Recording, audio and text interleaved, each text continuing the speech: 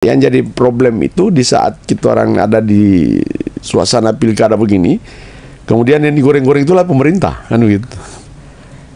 Kita mau jawab, nanti dibilang memihak. Ya. Kita tidak jawab, nanti dibilang kita tidak kerja. Nah, ini kan jadi sekda, bupati, wakil bupati maju, bupati maju provinsi, gubernur, wakil bupati maju bupati lagi ya.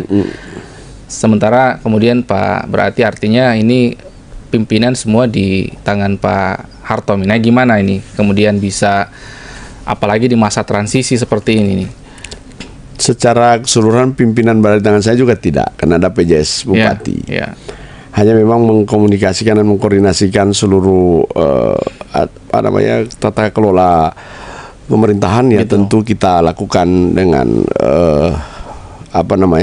ketelitian dan kecermatan.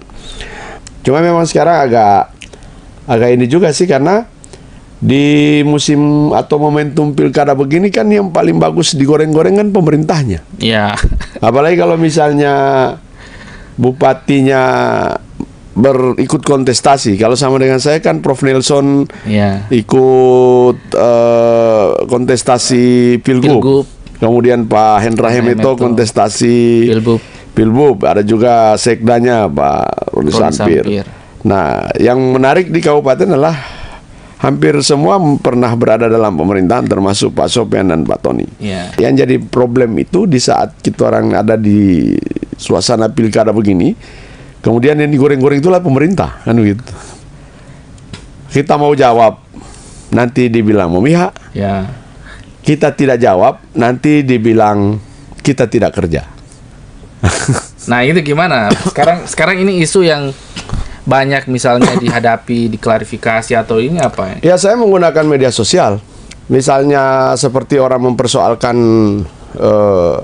bahwa gaji aparat sipil di kabupaten tidak terbayar.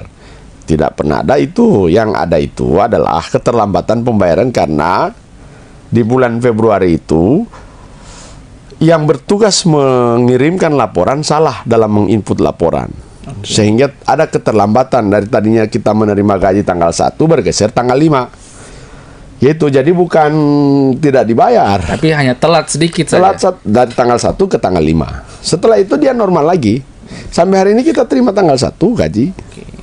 Dan semua orang jadi ada kesalahan persepsi di publik bahwa yang jadi protes-protes itu juga justru bukan ASN. Justru yang tidak di ASN itu yang protes. Contoh misalnya, orang bilang bahwa ada gaji atau hak-hak ASN di kabupaten tidak terpenuhi. Disampaikan adalah pengelolaan keuangan amburadul tapi faktanya kita mendapat apresiasi dari pemerintah Provinsi Gorontalo dengan pengelola keuangan daerah terbaik. Satu lagi, bukan 2. Dan fakta juga menunjukkan kita membayar gaji 13 itu tuntas. Bukan gaji 13 saja yang kita bayar, sampai dengan TPP 13 kita bayar. Kabupaten kota yang lain tidak membayar TPP 13, kita membayar TPP 13. Ada isu Kabupaten Gorontalo kehabisan uang itu. Nah, buktinya itu, faktanya itu. Faktanya orang membayar gaji 14, gaji 13, gaji 14 kita bayar. Full.